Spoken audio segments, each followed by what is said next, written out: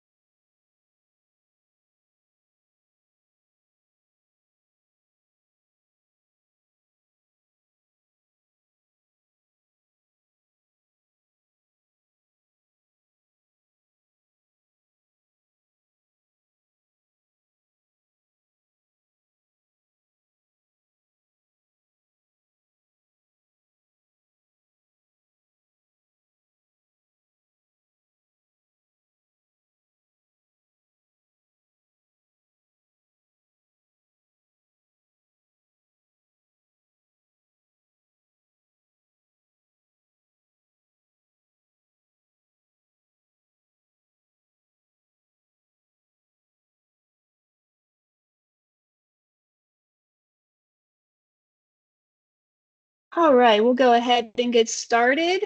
Thank you for attending the HSA Administration and Investment webinar. I'm Kate Rader, the Marketing Specialist at MBS.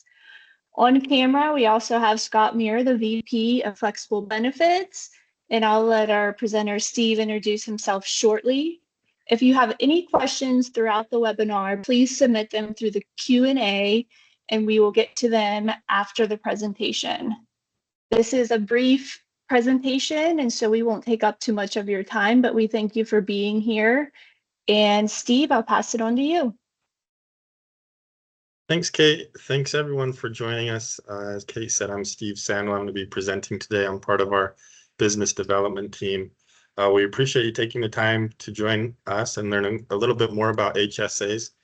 We understand that a lot of you that have registered or in roles where you're the benefits manager or HR manager at your company and probably already pretty familiar with HSAs. Maybe you're in a broker role assisting your clients with HSAs and pretty familiar with them already. So we won't spend too much time on the basics, but we will go through a few basic topics related to HSAs. After that, we're going to talk a little bit about how MBS handles HSA administration and some tools and resources that we feel set us apart in the HSA administration world. And if you're an existing client that uses MBS for your HSA administration, we appreciate your business and hope that if you're not using some of these tools and resources and not aware of those, you can find out more about how to include those in your strategy going forward. If you're an existing client with another benefit with MBS and using someone else for your HSA administration, we hope that you'll consider moving to partner with MBS on your HSA administration after seeing some of these tools and resources. We'll go through a demo and then we'll look at a case study on HSAs as well. And like Kate said, leave you the opportunity to have any questions answered at that point. So I'm sure all of you know HSAs have become increasingly popular over the last decade or so in the consumer-driven healthcare world as a means for people to pay for out-of-pocket healthcare expenses with pre-tax funds. But in the last couple of years, they've also become extremely popular as a means for retirement, so benefit to save for retirement as well. And we're going to talk a little bit about how that's been the case and how they work in both this consumer-driven healthcare world and the retirement industry. In order to be eligible for an HSA, the requirements are listed here. When we talk about HSA eligibility, we're talking about the ability to contribute to an HSA or have contributions go into an HSA in general. Someone can not meet these requirements, and if they have an HSA with existing funds, they're still okay to use those funds. They just can't contribute to an HSA unless they're meeting these requirements. The big ones that we run into that people have questions about is first making sure that they understand that they're covered by a high deductible health plan. Oftentimes when I'm at benefit fairs and enrollment meetings, we might be administering the HSA for an employer or the FSA for the employer, one or the other. and an employee will say, which one's better? Which one should I do? And it's really tempting for me to just say, well, you should do the one that MBS administers, but I don't want to do that. I always remind them that it's not necessarily comparing the FSA and the HSA. You have to take a step back and look at the health plan that's going to be better for you. And then that will help you to determine whether to do the HSA or the FSA. If the high deductible health plan is best for you, then do the HSA. If your company offers a traditional plan, you can't do an HSA anyway, you're going to want to do the FSA. But an HSA is kind of alone in the way that it doesn't work well with those other benefits. When you're talking about FSAs, HRAs, a lot of those can be combined and used together. But with an HSA, any of those other benefits is going to make someone ineligible for an HSA. So if you do have an FSA covered by an HRA, you wouldn't be eligible to contribute to an HSA. Like other pre-tax benefits, through the IRS, there are annual contribution limits, and those are listed here for 2024. These are subject to change and usually increase from year to year, and those changes are announced by the IRS. If someone is over the age of 55, they also have the option to do a catch-up contribution every year of $1,000 if they want to add more funds into their HSA before retirement. And another thing that we've seen that employees run into that they're not necessarily aware of, but probably should be, is that these contribution limits should be, in certain cases, prorated on a monthly basis in certain situations. You can only contribute the maximum per month to an HSA if you're HSA eligible. So if you're meeting the HSA eligibility requirements from the previous slide. So in a situation where someone might be HSA eligible for the first 6 months of the plan year, then maybe they make a change and they go onto a traditional plan, they're no longer HSA eligible. Since they were only HSA eligible for the first 6 months of the plan year, the first half of the plan year, they should only contribute half of the annual contribution limits, whether they're on individual coverage or family coverage. There are some exceptions that someone can run into. There's something called the last month rule, where if someone's covered on the last month of the year, then they can contribute more than the prorated monthly amounts. But if that's something you have questions on, feel free to enter into the question and answer option, or you can always send those to your relationship manager at MBS. Now, talking a little bit about HSA administration and the account holder experience at MBS, from what we've noticed is HSA is not a one-size-fits-all benefit. It's going to be used and it's going to work better for particular employees based on a category of account holder that they might fall into. We've broken those down into 3 different types of account holders, and we feel like we have a good solution for any one of these types of account holders. It would be a good experience for any of those. So the first one that we found is that they're employees that we would classify as spenders. They're having funds withheld from their paycheck and they're using those funds to fund their HSA, but they're also incurring out-of-pocket healthcare expenses. And so as quickly as the funds are going into their HSA, they're coming out and being spent by the employee. We make that easy for employees to use their funds, and we'll talk a little bit about some solutions that we have for spenders here in a little bit. We've also found that there's a different category that we classify as savers. Maybe they're not ready to invest their funds, they're not needing to spend their funds as quickly as they're contributing, but they still want to earn some interest on the funds that are in their HSA account. So we do have an option for savers where they can opt into a high yield interest account if it is still just a regular savings account and not invested funds. And then lastly, the third type of classification that we would make for account holders is those that are considered investors, those that are using their HSA funds as an investment opportunity. We've also found that within that class, there are different levels of investors, and we want to be able to have a good solution for each person's comfort level with investing. So we'll talk about some different investment types of accounts that we have available as well. So for those that are considered spenders, they can use their HSA funds for any of these out-of-pocket healthcare expenses listed here. And we want to make that as easy for them as possible. They have a card that they can use.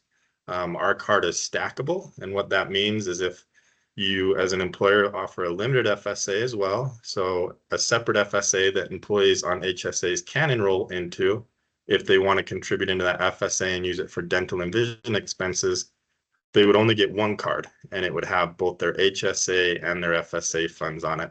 I'll talk about an example when we get into our demo of how that's an easier solution for employees than just having two separate cards. We also have some tools available that for your spenders, if they know that they're going to incur a certain type of medical service, we have resources for them where they can find low-cost, high-quality healthcare. Then for those that are just saving their money, they're not ready to invest it yet, maybe not comfortable with that, but they do want to earn as much interest as possible on their money in their savings accounts. We have options for them as well. One of those that I mentioned is a high yield interest earning savings account. So MBS would allow employees to choose between the two. We have a traditional savings account where the interest rates are a little bit lower, but they are FDIC insured funds. If someone wants to opt into a high yield interest earning account, they can do that. The funds are not FDIC insured, but they're going to earn a higher interest rate than they would with a traditional account.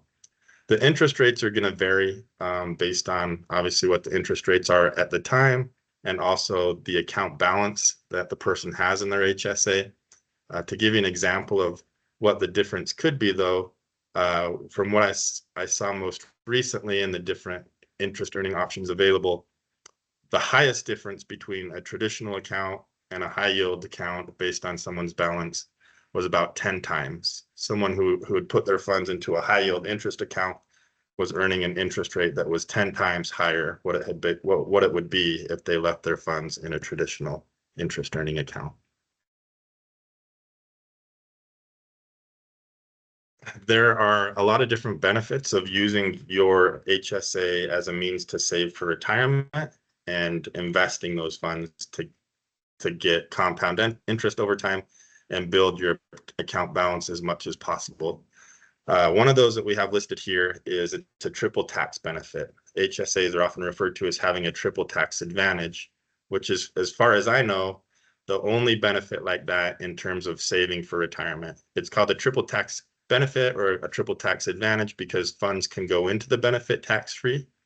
The interest that you earn on those funds are earned tax-free, and then through using it for eligible healthcare expenses, you can make tax-free withdrawals when you're ready to do that. As far as I'm aware of, any other benefit for retirement, the funds either go in post-tax or they come out post-tax. There's nothing really comparable to an HSA where your contributions are tax-free, your interest is tax-free, and your withdrawals can be tax-free as well. For someone who is going to be an investor with their HSA funds, I talked about how we have different account types for investments. Those are based off a person's comfort level with managing their investment funds, how hands-on they want to be, how comfortable they are with risk. So to start, for people that consider themselves novice investors and they kind of want it to be a hands-off experience where they just set it and forget it and it's done for them without a lot of involvement, we have a managed type of investment account.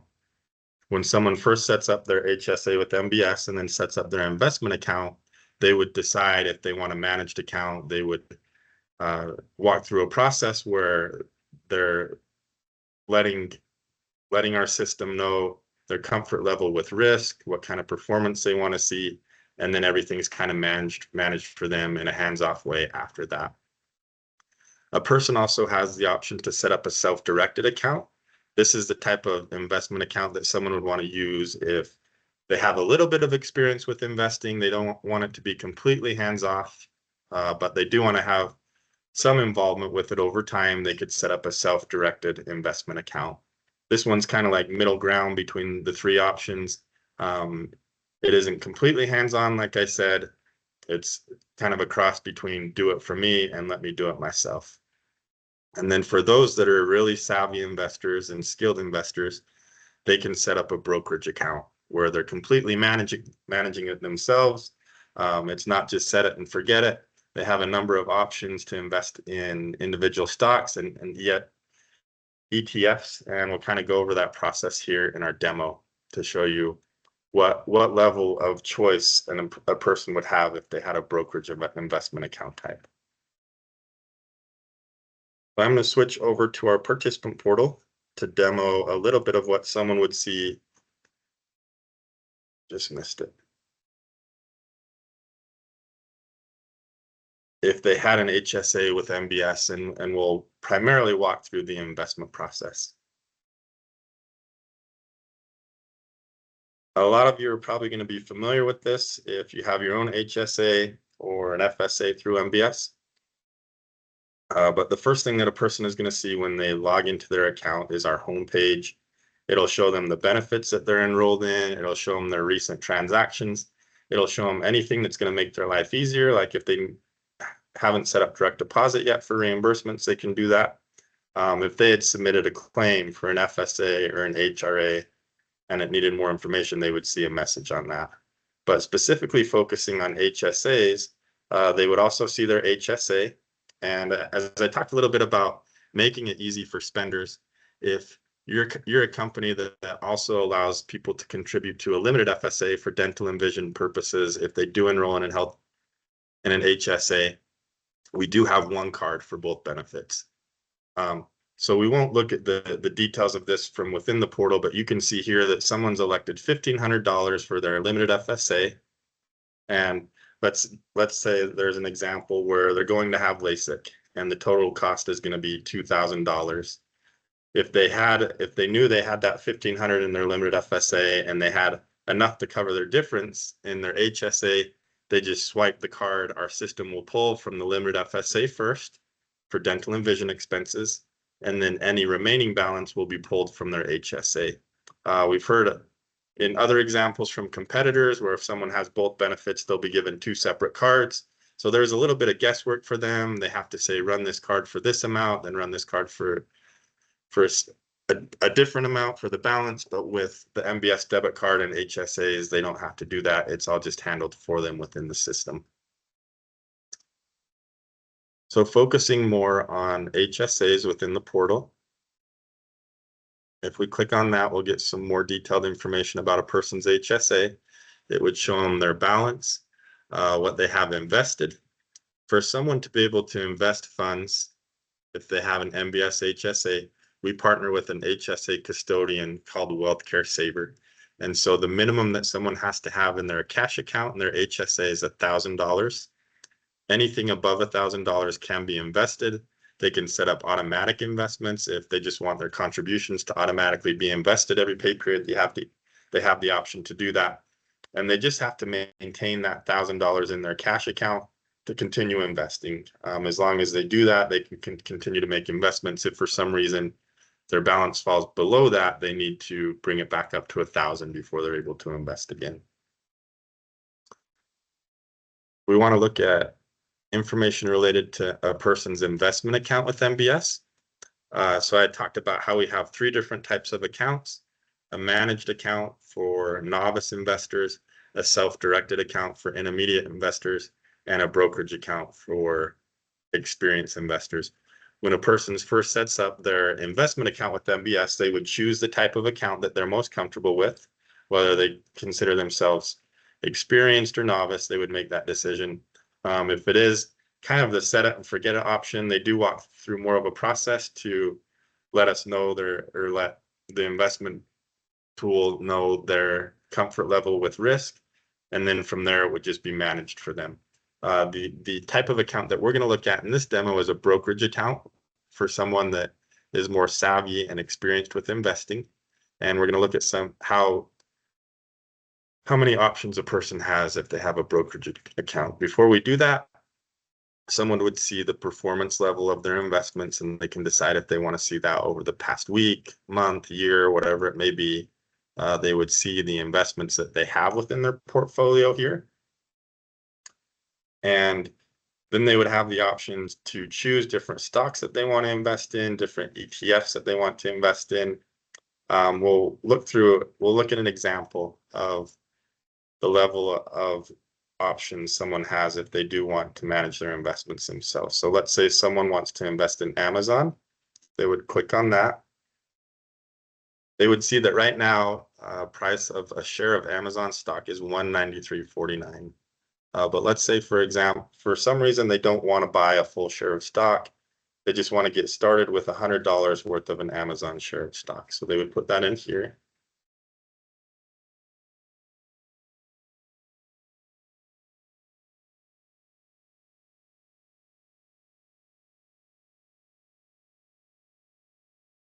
Oh, there we go. Then after they've entered that in, the system will figure that out for them.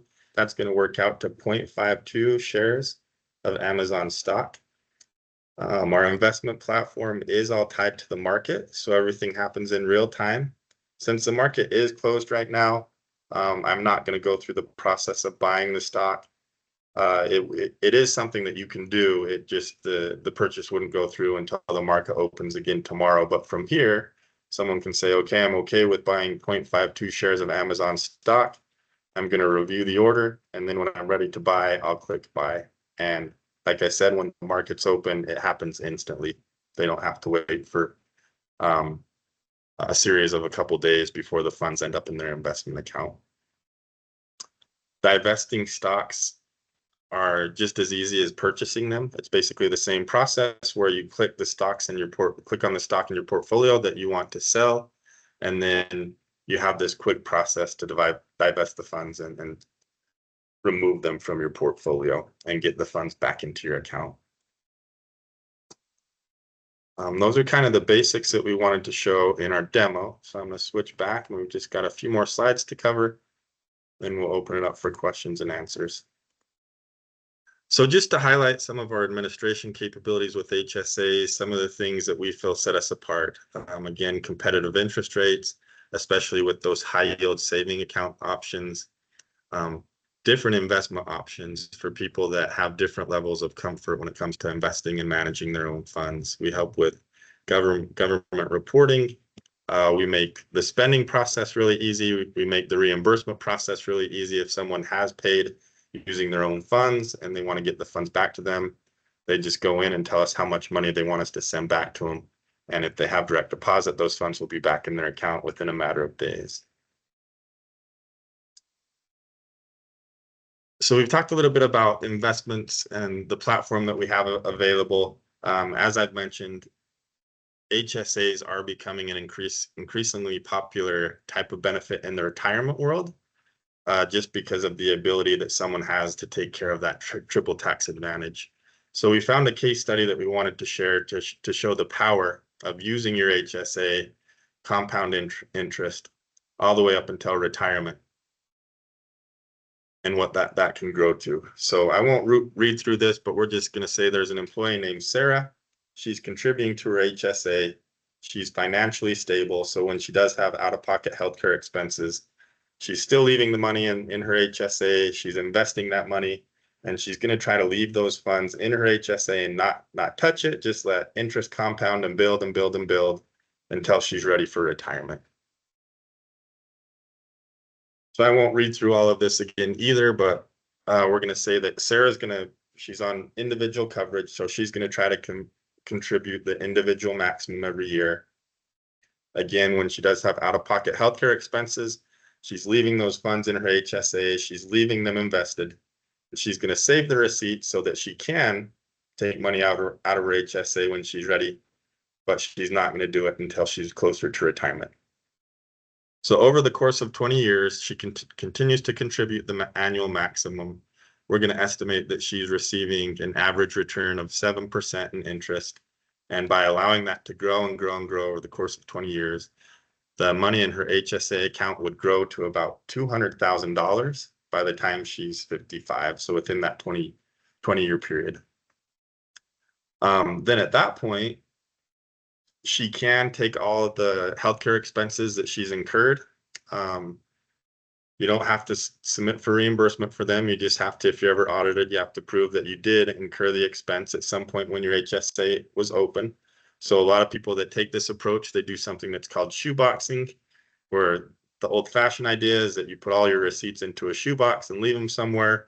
We've got a more up-to-date option for that, where you can save all your receipts within our portal, so they're there for you.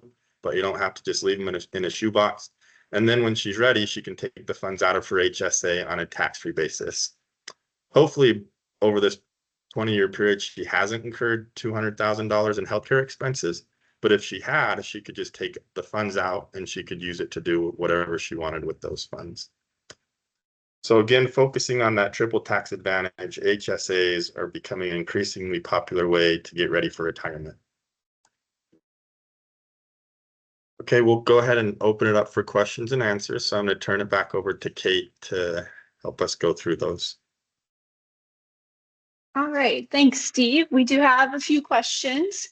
So the first one was if this is going to be recorded and sent out, which it is being recorded, and we will get you the video along with the presentation deck here to you. We'll send them out an email probably tomorrow, and you'll have that to use.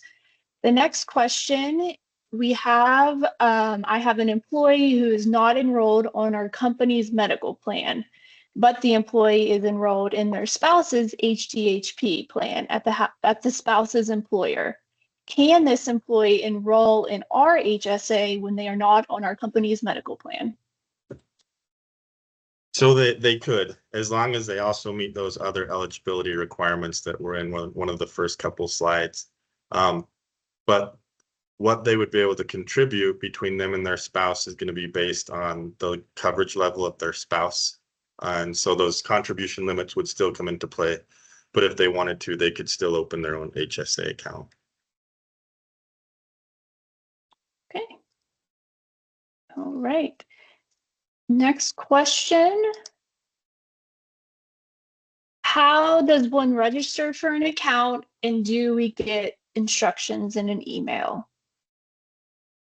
Good question. That's exactly how that process happens, is when we receive someone's enrollment information, whether it's an HSA or any other type of benefit that we administer, we set them up in our system, and that automatically prompts a welcome email to go out to the participant. That email is going to let the participant know that their benefit account has been established, and it's going to walk them through the process of registering for our portal and our mobile app. And then they'll also get a welcome packet related to their HSA later on after they've enrolled. All right. Next question. I have an FSA and I have a qualifying event, and I moved to a high deductible plan. Can I open and contribute to an HSA? No, you can't. I think a lot of people would assume that you could if you stop contributing to your FSA. But even if you do stop contributing to your FSA, when you enroll in an FSA, you're enrolling for the full coverage period. And you're covered for that full coverage period, whether you have funds to spend, whether you've spent all your funds, whether you're contributing or not. Your coverage is that full coverage period, which is equal to the plan year. So if you did that, you would still be covered by your FSA through the end of the plan year, and you wouldn't be eligible to contribute to an HSA until that plan year ends, the coverage period ends, you're no longer covered by the FSA, and then you could contribute to your HSA. Okay. Next question, does the HSA maximum annual limit include employer contributions as well? Yes, it does. Good question. That would be whether it's an employee contributing or an employer. The total amount that either can contribute to a person's HSA cannot be greater than those maximums. Okay. Well, looks like that was the last question. If something comes up for anyone later on, please contact your relationship manager or any of us here at NBS, and we'll help you with whatever question you might have. We appreciate you all being on this webinar, and have a great rest of your day. Thanks, everyone. Thanks, everyone. Thank you.